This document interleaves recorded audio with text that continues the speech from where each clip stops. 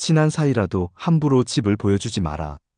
한번 노출된 약점은 반드시 비수가 되어 돌아오고 무너진 거리는 결국 사람도 잃고 나도 잃게 만든다. 이 문장은 처음 접하시면 마음을 불편하게 만들 수 있습니다. 인간관계에서 가장 중요하다고 여겨지는 친함과 신뢰를 정면으로 거스르는 말처럼 느껴지기 때문입니다. 우리는 보통 가까운 사이일수록 더 많은 것을 나누어야 한다고 생각합니다. 마음을 열고 공간을 열고 삶의 일부를 공유해야 관계가 깊어진다고 믿어왔습니다. 그래서 이 말은 냉정하고 계산적인 태도로 들릴지도 모릅니다.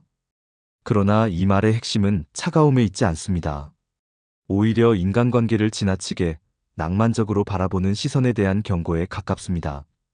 이 말은 관계를 끊으라는 뜻이 아니며 사람을 멀리하라는 조언도 아닙니다. 반대로 관계를 오래 지키고 싶을 때 반드시 고민해야 할 현실적인 기준을 제시하는 말입니다. 관계가 무너지는 순간을 떠올려 보시면 그 시작에는 대개 악의가 없습니다. 배신이나 적대감이 아니라 대부분은 호의와 친절에서 비롯됩니다. 처음에는 상대를 배려하는 마음으로 시작합니다. 조금 더 편해져도 괜찮겠다는 생각이 들고 이 정도는 서로 이해할 수 있겠다고 판단합니다. 그렇게 하나씩 경계를 낮추다 보면 어느 순간 이전과는 다른 감정이 스며들기 시작합니다. 불편함과 서운함, 비교와 판단이 말없이 자리를 잡습니다. 조선의 실학자 정약용은 바로 이 지점을 깊이 관찰한 인물입니다. 그는 인간을 이상적인 존재로 보지 않았습니다. 사람은 본래 선하다고도 본래 악하다고도 단정하지 않았습니다. 대신 그는 인간을 상황에 따라 달라지는 존재로 이해했습니다. 같은 사람이라도 어떤 자리에 놓이느냐에 따라 전혀 다른 태도를 보이고 어떤 환경에 있느냐에 따라 마음의 방향이 바뀐다고 보았습니다. 정약용의 시선에서 인간은 매우 현실적인 존재였습니다. 누군가에게는 따뜻하지만 다른 누군가에게는 냉정할 수 있으며 평소에는 절제된 사람이라도 조건이 바뀌면 쉽게 욕심을 드러낼 수 있는 존재였습니다. 그래서 그는 사람의 말이나 의도를 지나치게 믿지 않았습니다. 대신 사람을 둘러싼 조건과 관계의 구조를 더 중요하게 여겼습니다. 이러한 관점에서 보면 인간관계에서 무조건적인 호의가 언제나 미덕이라고 말하기는 어렵습니다. 호의는 분명 아름답지만 동시에 위험을 내포하고 있습니다.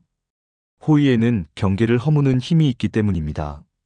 정약용이 보기에 관계를 지키는데 가장 필요한 것은 따뜻한 마음보다 먼저 분명한 선이었습니다. 그 선이 있을 때 사람은 자신을 절제하고 상대를 함부로 대하지 않게 됩니다. 특히 그는 가까운 관계일수록 이 선이 더욱 중요하다고 보았습니다.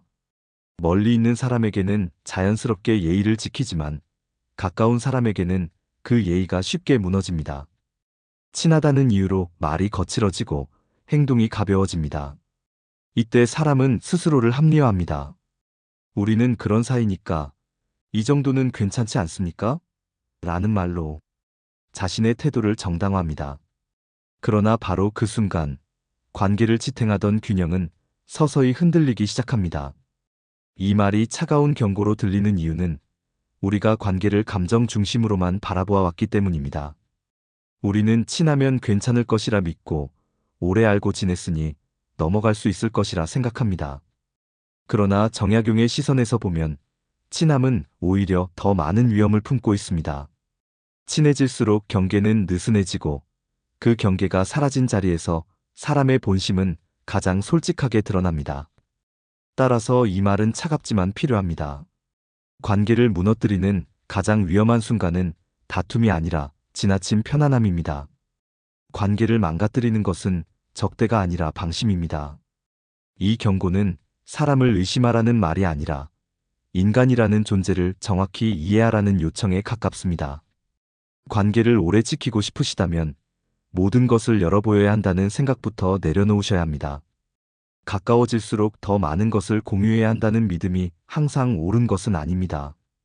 오히려 오래가는 관계일수록 서로에게 남겨둔 영역이 존재합니다. 그 영역이 존중을 만들고 그 존중이 관계를 지속시켜줍니다.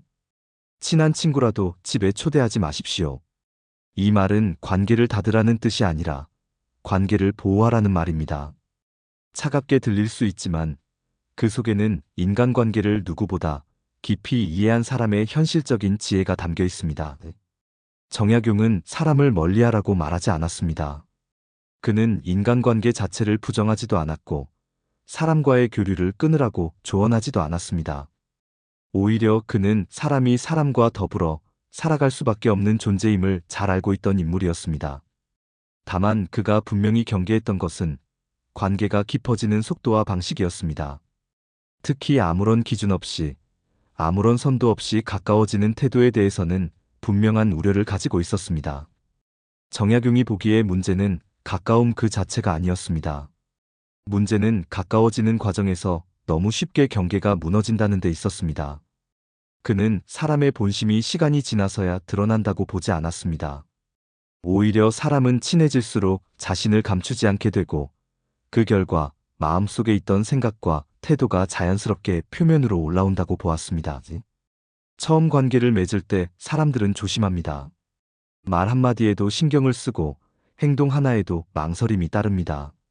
상대를 배려하려는 마음이 먼저 앞서고 함부로 판단하지 않으려는 태도를 유지합니다. 그러나 관계가 익숙해질수록 이런 긴장은 점점 풀리게 됩니다. 친하다는 이유로 말이 짧아지고 행동이 편해지며 이전에는 하지 않던 표현들도 자연스럽게 나오기 시작합니다. 정약용은 바로 이 지점을 경계했습니다. 그는 이 변화를 인간의 악함으로 보지 않았습니다. 오히려 인간의 자연스러운 속성으로 이해했습니다. 사람은 경계가 있을 때 스스로를 조절하지만 경계가 사라지면 마음속 생각을 그대로 드러내는 존재라는 것입니다. 그래서 그는 사람의 도덕성보다는 사람 사이에 놓인 선이 더 중요하다고 보았습니다. 특히 정약용은 사적인 영역이 무너질 때 관계가 가장 쉽게 흔들린다고 보았습니다. 사적인 영역이란 한 개인의 삶과 감정, 생활 방식이 깊이 얽혀 있는 공간입니다. 이 영역이 지켜질 때 사람은 서로를 존중하지만 그 영역이 무너지는 순간 관계의 균형도 함께 무너지기 시작합니다. 그리고 그 사적인 영역의 중심에 놓인 공간이 바로 집입니다. 집은 단순히 머무는 장소가 아닙니다. 집은 한 사람의 삶의 방식이 가장 적나라하게 드러나는 곳입니다. 그 사람이 어떻게 하루를 살아가는지, 무엇을 중요하게 여기는지, 어떤 기준으로 삶을 정리하는지가 고스란히 드러나는 공간입니다. 생활 습관, 경제적인 상태, 가족과의 관계, 정리 방식, 가치관까지 집이라는 공간에는 말로 설명하지 않아도 많은 정보가 담겨 있습니다.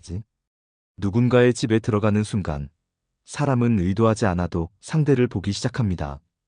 이것은 특별히 평가하려는 마음이 있어서라기보다 인간의 본능에 가깝습니다. 눈에 보이는 것을 받아들이고 자신과 비교하며 차이를 인식하는 과정은 매우 자연스럽게 일어납니다. 정약용은 바로 이 보는 순간을 매우 경계했습니다. 보는 순간 비교가 시작됩니다. 비교는 곧 판단으로 이어집니다. 판단은 말로 표현되지 않더라도 마음속에 남습니다. 그리고 그 판단은 관계의 미세한 균열을 만듭니다. 처음에는 아무렇지 않게 넘길 수 있는 생각처럼 보이지만 시간이 지날수록 그 생각은 감정으로 변하고 감정은 태도로 드러나게 됩니다. 정약용이 집이라는 공간을 조심스럽게 바라본 이유는 이 모든 과정이 너무 자연스럽게 그리고 너무 빠르게 일어나기 때문입니다. 사람은 스스로 판단하고 있다는 사실조차 인식하지 못한 채 이미 상대를 바라보는 기준을 바꾸게 됩니다. 그리고 그 변화는 관계를 서서히 바꾸어 놓습니다. 이러한 변화는 특히 가까운 사이일수록 더 빠르게 진행됩니다. 친하다는 이유로 더 많은 것을 보게 되고 더 많은 것을 알게 되며 더 많은 생각을 하게 됩니다. 정약용은 이 점에서 가까움이 항상 관계를 단단하게 만드는 요소는 아니라고 보았습니다. 오히려 경계 없이 가까워질수록 관계는 더 쉽게 흔들릴 수 있다고 판단했습니다. 그래서 그는 사람을 멀리하라고 말하지 않았지만 함부로 가까워지는 것만큼은 분명히 경계했습니다. 가까워질수록 더 조심해야 하고 더 절제해야 하며 더 많은 선을 지켜야 한다고 보았습니다. 이것은 사람을 믿지 말라는 뜻이 아니라 인간이라는 존재를 정확히 이해했을 때 나오는 현실적인 태도였습니다. 정약용이 보기에 관계를 지키는 힘은 감정의 크기에 있지 않았습니다. 오히려 경계가 지켜질 때 존중이 생기고 존중이 있을 때 관계는 오래 유지될 수 있었습니다. 집이라는 공간을 쉽게 열지 않는 태도는 차가움이 아니라 관계를 오래 지키기 위한 하나의 선택이었습니다. 이 모든 맥락에서 볼 때 가까워지는 것을 경계한 그의 태도는 인간관계를 단절하기 위한 것이 아니라 관계가 무너지지 않도록 보호하기 위한 것이었습니다. 그는 인간이 약하기 때문에 경계가 필요하다고 보았고 그 경계가 있을 때 비로소 관계는 숨을 쉬고 오래 지속될 수 있다고 생각했습니다. 특히 가까운 사이일수록 변화는 훨씬 더 빠르게 일어납니다. 관계가 깊어질수록 이해가 쌓인다고 생각하지만 동시에 경계는 그만큼 빠르게 사라집니다. 낯선 사람을 대할 때 우리는 자연스럽게 조심합니다. 말 한마디, 행동 하나에도 신경을 씁니다. 상대를 잘 모르기 때문에 신뢰가 되지 않으려는 마음이 먼저 작동합니다. 어느 정도 아는 사이가 되면 상황은 조금 달라집니다. 여전히 예의는 유지되지만 관계를 망칠 수 있다는 인식이 있기 때문에 말과 행동을 조절합니다. 이 단계에서는 일정한 선이 작동하고 있습니다. 상대를 존중해야 한다는 의식이 아직 남아있기 때문입니다. 하지만 친한 사람이 되면 이야기는 달라집니다. 친하다는 이유로 조심해야 할 이유가 사라진 것처럼 느껴집니다. 오히려 솔직함이 미덕이 되고 편안함이 관계의 증거처럼 여겨집니다. 이때 흔히 등장하는 말이 있습니다. 이 정도는 괜찮잖아. 우린 그런 사이잖아라는 말입니다. 이 말이 나오는 순간 관계를 지탱하던 선은 눈에 보이지 않게 무너집니다. 이 말은 상대를 배려하겠다는 선언이 아니라 더 이상 조절하지 않겠다는 신호에 가깝습니다. 친하다는 이유로 말의 수위가 낮아지고 행동의 기준이 느슨해집니다. 처음에는 농담처럼 시작되지만 그 농담은 점점 상대의 마음을 건드립니다. 정약용은 이러한 상태를 가장 위험한 관계라고 보았습니다. 다툼이 잦아서도 아니고 감정이 격해져서도 아닙니다. 오히려 아무 문제 없어 보이는 상태에서 관계는 가장 쉽게 흔들립니다.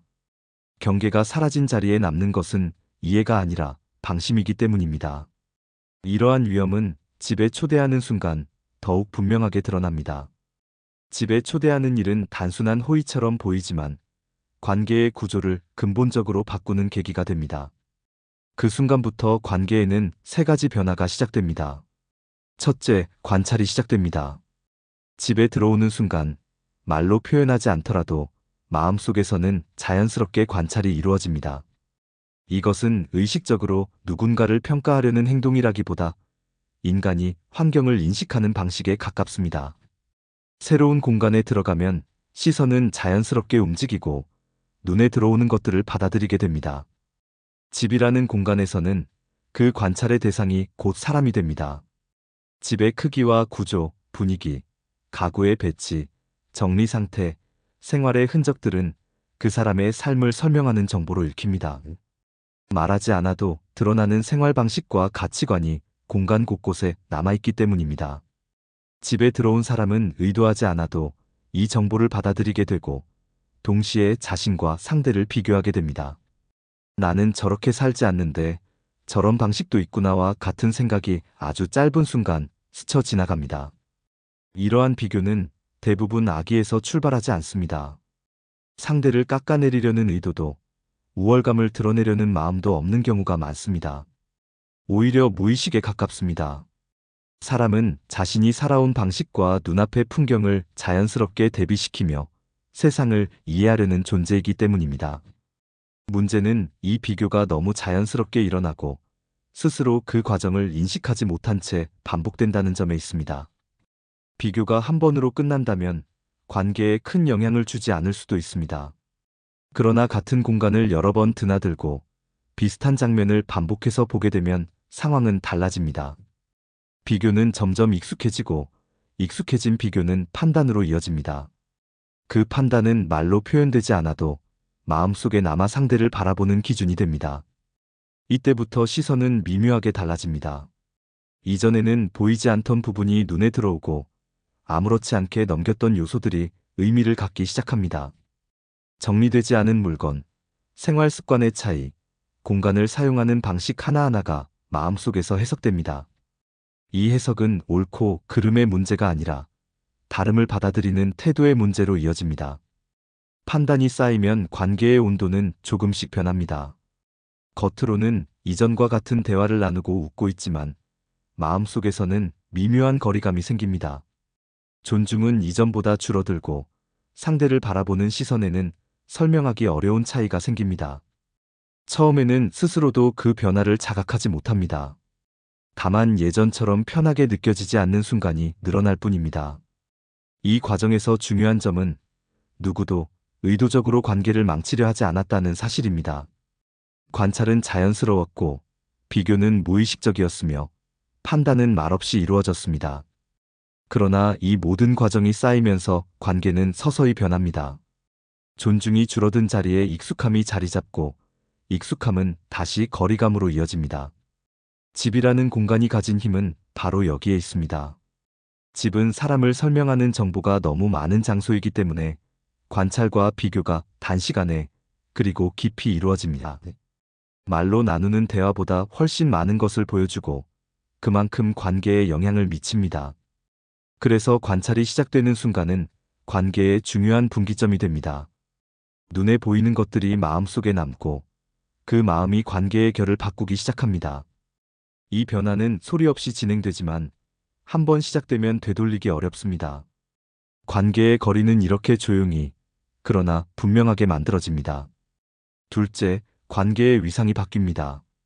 집을 오가는 사이가 되는 순간 관계는 이전과 같은 자리에 머물기 어려워집니다. 겉으로는 여전히 친구처럼 보이지만 관계의 성격은 서서히 달라집니다. 집이라는 공간이 갖는 특성 때문입니다. 집은 단순히 머무는 장소가 아니라 한 사람의 삶이 드러나는 공간이기 때문에 그 안에서는 말과 행동의 범위가 자연스럽게 달라집니다. 집에 초대받았다는 사실은 친밀함의 표시로 받아들여집니다. 그 친밀함은 곧 말의 자유로움으로 이어집니다. 이전에는 조심하던 표현도 이 정도는 말해도 되겠지라는 생각으로 나오게 됩니다. 생활 방식에 대한 말, 선택에 대한 의견, 사소한 습관에 대한 평가가 자연스럽게 등장합니다. 처음에는 걱정이나 관심의 형태를 띠지만 점점 조언과 간섭의 경계가 흐려집니다. 이 과정에서 중요한 것은 대부분의 경우 이러한 변화가 의도적으로 이루어지지 않는다는 점입니다. 상대를 판단하거나 관계를 흔들고자 하는 마음이 있어서가 아니라 집이라는 공간이 허용하는 분위기 속에서 자연스럽게 일어나는 변화입니다. 그러나 의도가 없다고 해서 결과까지 가볍게 지나갈 수는 없습니다. 관계의 위상은 이렇게 조금씩 달라지기 때문입니다. 정약용은 관계가 무너지는 가장 큰 원인을 역할의 붕괴에서 찾았습니다. 그는 사람 사이의 관계가 유지되기 위해서는 각자의 자리가 분명해야 한다고 보았습니다. 친구는 친구의 자리에서, 이웃은 이웃의 자리에서 머물 때 관계는 안정됩니다. 그 자리를 벗어나지 않을 때 서로에 대한 존중이 유지되기 때문입니다. 하지만 집을 드나드는 사이가 되면 이 경계는 쉽게 흐려집니다. 친구였던 사람은 어느새 생활을 평가하는 사람이 되고 선택에 대해 조언하는 사람이 됩니다. 그건 이렇게 하는 게 낫지 않을까? 나는 그렇게 하지 않았을 것 같다라는 말들이 자연스럽게 나옵니다. 이러한 말들은 처음에는 도움처럼 느껴질 수 있습니다. 그러나 반복될수록 관계의 위치는 변합니다. 친구는 점점 판단자의 자리에 서게 됩니다. 의도하지 않았더라도 말하는 위치가 달라집니다. 친구로서 나누던 공감의 대화는 줄어들고 옳고 그름을 나누는 말이 늘어납니다. 이때 관계는 더 이상 수평적인 상태를 유지하기 어렵습니다. 한쪽은 말하는 사람이 되고 다른 한쪽은 듣는 사람이 됩니다. 정약용이 경계한 것은 바로 이 지점이었습니다. 그는 관계가 무너질 때 큰 사건이 반드시 필요한 것은 아니라고 보았습니다. 오히려 사소한 말과 반복되는 조언, 그리고 역할이 조금씩 어긋나는 과정 속에서 관계는 서서히 흔들린다고 보았습니다. 역할이 바뀌는 순간 관계의 균형도 함께 무너집니다. 이 변화는 겉으로 드러나지 않을 수 있습니다. 여전히 연락을 주고받고 웃으며 대화를 나눌 수도 있습니다. 그러나 마음속에서는 이전과 다른 감정이 생깁니다. 예전처럼 편하지 않다는 느낌, 말 한마디를 더 조심하게 되는 감정, 설명하기 어려운 거리감이 자리를 잡습니다. 관계의 위상이 바뀌었다는 신호는 이렇게 조용히 나타납니다. 집을 오가는 사이가 더 이상 단순한 친구 관계에 머물기 어려운 이유는 여기에 있습니다. 집이라는 공간이 허용하는 친밀함은 관계의 역할을 바꾸고 그 변화는 존중의 균형을 흔듭니다. 정약용은 이러한 과정을 통해 관계가 무너지는 모습을 수없이 보았고, 그래서 역할의 경계를 무엇보다 중요하게 여겼습니다. 관계가 오래 유지되기 위해 필요한 것은 더 많은 말이나 더 깊은 개입이 아니라 각자의 자리를 지키는 태도입니다. 친구가 친구로 남아있을 때 관계는 가장 안정적인 모습을 유지할 수 있습니다. 셋째의 말이 달라집니다. 집에 초대하는 순간 말은 이전보다 훨씬 편해집니다. 공간이 주는 안정감과 친밀함 때문입니다. 익숙한 분위기 속에서 긴장은 풀리고 말은 자연스럽게 짧아지고 부드러워집니다. 처음에는 이것이 관계가 깊어졌다는 신호처럼 느껴질 수 있습니다. 서로 편안해졌고 더 솔직해졌다고 생각하기 쉽습니다. 그러나 이 편안함은 오래 지나지 않아 다른 모습을 드러냅니다. 편해진 말은 곧 가벼워지고, 가벼워진 말은 상대의 마음에 상처로 남기 시작합니다. 이전에는 한 번 더 생각했을 표현이 아무렇지 않게 나오고, 조심하던 말도 농담이라는 이름으로 쉽게 던져집니다. 말에 대한 경계가 낮아지면서 말의 무게 역시 함께 줄어듭니다. 처음에는 웃으며 넘길 수 있는 말일 수 있습니다. 분위기를 살리기 위한 농담이고 특별한 의도가 없었기 때문에 문제없다고 느껴질 수도 있습니다. 하지만 그 말은 상대에게 오래 남는 기억이 되기도 합니다. 가까운 사람의 말일수록 그 말은 더 깊이 마음에 남습니다. 친하다는 믿음이 있었기 때문에 그 말은 단순한 말 이상으로 받아들여집니다. 정약용은 바로 이 지점을 매우 중요하게 보았습니다. 그는 말이 가벼워지는 순간 덕은 사라진다고 보았습니다. 말이 가벼워졌다는 것은 단순히 표현이 편해졌다는 의미가 아니라 마음속의 절제 또한 함께 느슨해졌다는 신호라고 생각했습니다. 특히 친하다는 이유로 던진 말은 상대를 배려하지 않아도 된다는 착각에서 나오기 쉽다고 보았습니다. 가까운 사이일수록 말은 더 큰 무게를 가집니다. 관계가 깊을수록 말은 쉽게 흘러가지 않고 마음속에 오래 머뭅니다. 멀리 있는 사람의 말은 금세 잊힐 수 있지만 가까운 사람의 말은 반복해서 떠오르며 관계의 감정을 바꾸기도 합니다. 그래서 친할수록 말은 더 조심스러워야 하고 더 절제되어야 합니다. 이러한 말의 변화는 혼자서 일어나지 않습니다. 앞서 시작된 관찰과 비교, 그리고 관계의 역할 변화와 맞물리면서 더욱 큰 영향을 미칩니다. 집에 초대하는 순간 관찰이 시작되고 비교가 이루어지며 관계의 위치가 바뀌고 그 위에 말의 가벼움이 더해집니다. 이 모든 과정은 관계를 망치려는 의도가 전혀 없이 진행됩니다. 누구도 일부러 상처를 주려 하지 않았고 누구도 관계를 깨뜨리려 하지 않았습니다. 오히려 친하다는 마음, 편해졌다는 감정에서 비롯된 행동이었습니다. 그러나 그 결과는 점점 관계를 흔들어 놓습니다. 말은 편해졌지만 마음은 불편해지고 웃음은 남아있지만 거리감은 커집니다. 관계는 소리 없이 이전과 다른 방향으로 흘러갑니다. 정약용이 이러한 관계를 위험하다고 본 이유는 분명합니다. 문제는 친함 자체가 아니었습니다. 문제는 친함 속에서 사라지는 경계였습니다. 그는 사람을 멀리하라고 말하지 않았습니다. 다만 가까워질수록 더 많은 절제가 필요하다고 보았습니다. 친해질수록 말은 더 무거워져야 하고 태도는 더 조심스러워져야 한다고 생각했습니다. 그가 보기에 관계를 지키는 힘은 감정의 크기에 있지 않았습니다. 얼마나 자주 만나느냐, 얼마나 솔직하느냐가 관계를 오래 유지하게 만드는 요소는 아니었습니다. 관계를 지켜주는 것은 지켜지는 선이었고 그 선 위에서 유지되는 말과 태도였습니다. 말이 절제될 때 관계는 흔들리지 않고 경계가 남아있을 때 관계는 오래 지속될 수 있다고 그는 보았습니다. 정약용은 인간관계를 이렇게 정리했습니다. 마음은 가까이 하되 행동은 절제하고 공간은 분리하라는 말입니다. 이 말은 인간관계를 차갑게 만들기 위한 조언이 아니라 오히려 오래 지속되게 하기 위한 매우 현실적인 기준입니다. 사람과 사람 사이에서 마음까지 멀어질 필요는 없지만 행동과 공간까지 모두 허물어서는 안 된다는 뜻입니다. 관계를 오래 유지하고 싶다면 의도적으로 거리를 남겨두어야 한다는 말도 바로 이 맥락에서 이해할 수 있습니다. 이 거리는 냉담함을 의미하지 않습니다. 오히려 상대를 존중하기 위한 최소한의 장치에 가깝습니다. 거리가 있을 때 사람은 말을 고르게 되고 행동을 한 번 더 생각하게 됩니다. 상대의 영역을 함부로 침범하지 않으려는 마음이 생기고 자연스럽게 예의를 지키게 됩니다.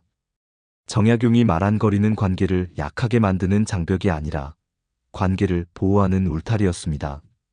사람은 가까워질수록 편해집니다. 편해진다는 것은 부담이 줄어든다는 뜻이지만 동시에 스스로를 절제하던 기준이 느슨해진다는 의미이기도 합니다. 처음에는 배려했던 행동이 점점 당연해지고 감사였던 마음이 익숙함으로 바뀝니다. 이 과정에서 존중은 서서히 사라지기 쉽습니다. 정약용은 바로 이 지점을 정확히 짚어냈습니다. 그는 감정의 크기보다 관계를 지탱하는 구조를 더 중요하게 보았습니다. 그가 말한 거리란 서로를 외면하라는 뜻이 아니라 서로의 삶을 함부로 평가하지 않을 수 있는 간격을 의미합니다. 그 간격이 있을 때 상대는 하나의 인격으로 남고 관계는 역할을 지킬 수 있습니다. 친구는 친구로, 이웃은 이웃으로 각자의 자리에 머물 때 관계는 안정됩니다.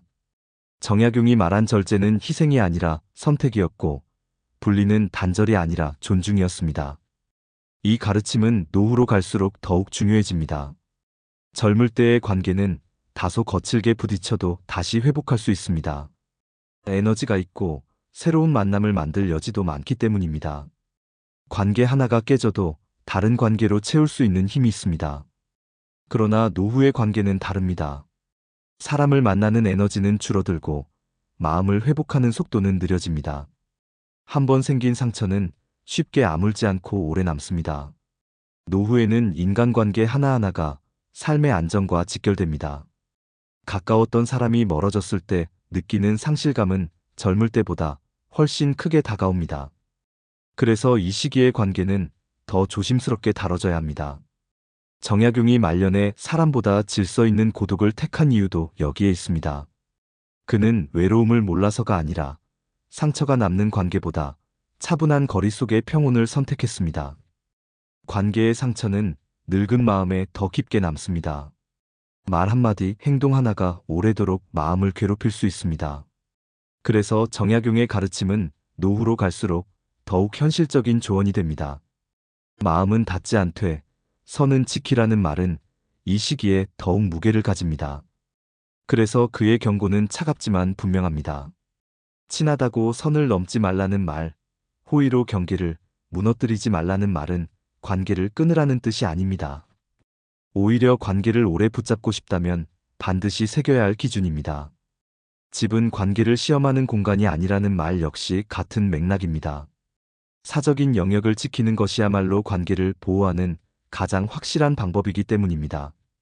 친한 친구라도 집에 초대하지 마십시오. 후회하게 됩니다. 이 말은 사람을 밀어내라는 말이 아닙니다. 사람을 지키라는 말입니다. 관계는 가까워서 유지되는 것이 아니라 지켜서 오래갑니다. 마음은 충분히 따뜻하되 행동과 공간에는 질서를 남겨두는 것. 그것이 정약용이 남긴 인간관계의 핵심이자 지금까지도 유효한 통찰입니다. 이 기준이 여러분의 인간관계에 조용하지만 단단한 기준으로 남기를 바랍니다. 오늘도 함께 해주셔서 감사합니다. 구독과 좋아요는 큰 힘이 됩니다. 매일 조금씩 더 건강해지고 더 지혜로워지는 나를 만나는 시간. 은빛 여행이었습니다.